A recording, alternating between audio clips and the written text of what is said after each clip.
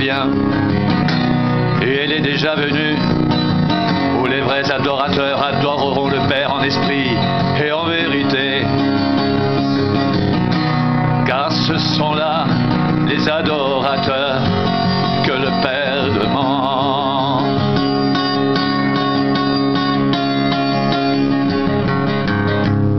Dieu est esprit, et il faut que ceux qui l'adorent l'adorent en esprit et en vérité.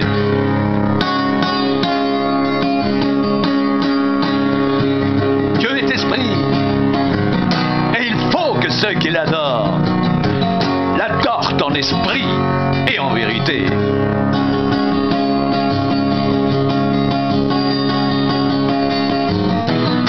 Ce sont là les adorateurs que le Père demande.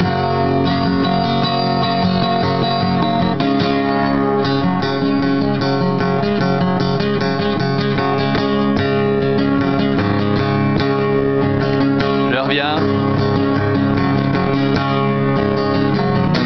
et elle est déjà venue, où les vrais adorateurs adoreront le Père en esprit et en vérité.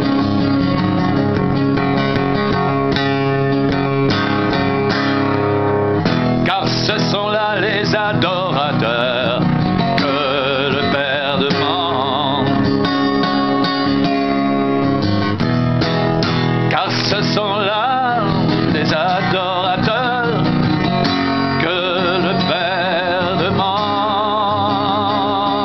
Dieu est esprit, et il faut que ceux qui l'adorent l'adorent en esprit et en vérité.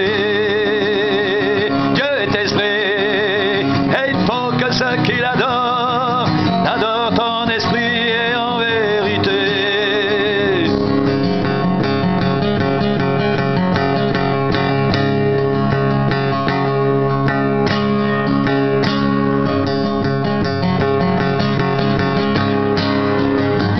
Ce sont là les adorateurs que le Père demande. Ce sont là les adorateurs que le Père demande. Dieu est esprit, et il faut que ceux qui l'adorent l'adorent en esprit et en vérité. Dieu est esprit, et il faut que ceux qui l'adorent l'adorent en esprit et en vérité. Ce sont là les adorateurs que le Père demande. Ce sont là les adorateurs que le Père demande. Les vrais adorateurs adorent le Père en esprit et en vérité.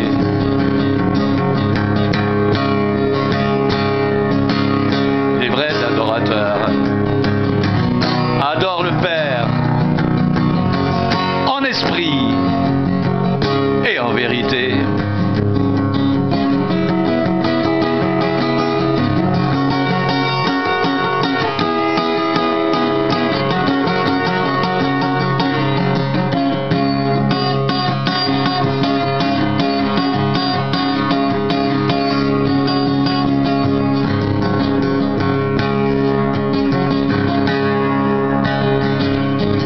Une femme de Samarie vint puiser de l'eau. Jésus lui dit: donne-moi à boire, car ses disciples étaient allés à la ville pour acheter des vivres. La femme samaritaine lui dit: comment toi qui es juif me demandes-tu à boire à moi qui suis une samaritaine? Les juifs en effet n'ont pas de relation avec les samaritains. Jésus lui répondit: si tu connaissais le don de Dieu, et qui est celui qui te dit donne-moi à boire, tu lui aurais toi-même demandé à boire, et il t'aurait donné de l'eau vive.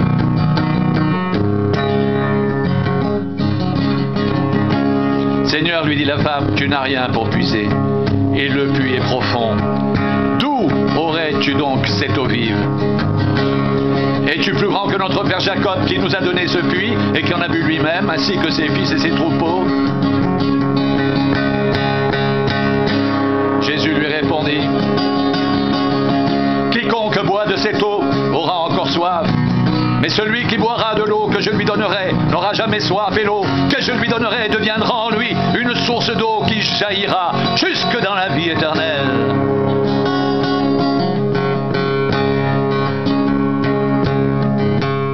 La femme lui dit, Seigneur, donne-moi cette eau, afin que je n'ai plus soif et que je ne vienne plus puiser ici. Va, lui dit Jésus, appelle ton mari et viens ici. La femme répondit, je n'ai point de mari. Jésus lui dit, tu as raison de dire, je n'ai point de mari. Car tu as eu 5 maris, et celui que tu as maintenant n'est pas ton mari, en cela tu as dit vrai. Seigneur, lui dit la femme, je vois que tu es prophète. Nos pères ont adoré sur cette montagne, et vous dites, vous, que le lieu où il faut adorer est à Jérusalem. Femme, lui dit Jésus, crois-moi, l'heure vient où ce ne sera ni sur cette montagne, ni à Jérusalem, que vous adorerez le Père. Vous adorez ce que vous ne connaissez pas. Nous adorons ce que nous connaissons, car le salut vient des Juifs.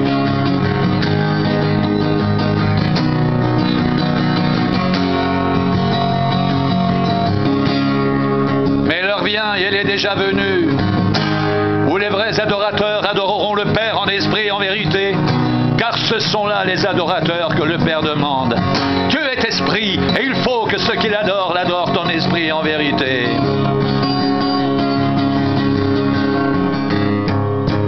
La femme lui dit, je sais que le Messie doit venir, celui qu'on appelle Christ. Quand il sera venu, il nous annoncera toutes choses. Jésus lui dit, je suis moi qui te parle. Jésus lui dit, je le suis, moi qui te parle.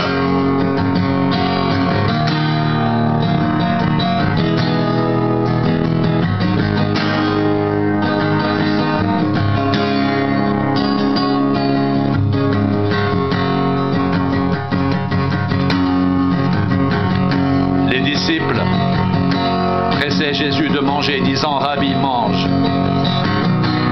Mais il leur dit, j'ai à manger une nourriture que vous ne connaissez pas. Les disciples se disaient les uns aux autres, quelqu'un lui aurait-il apporté à manger?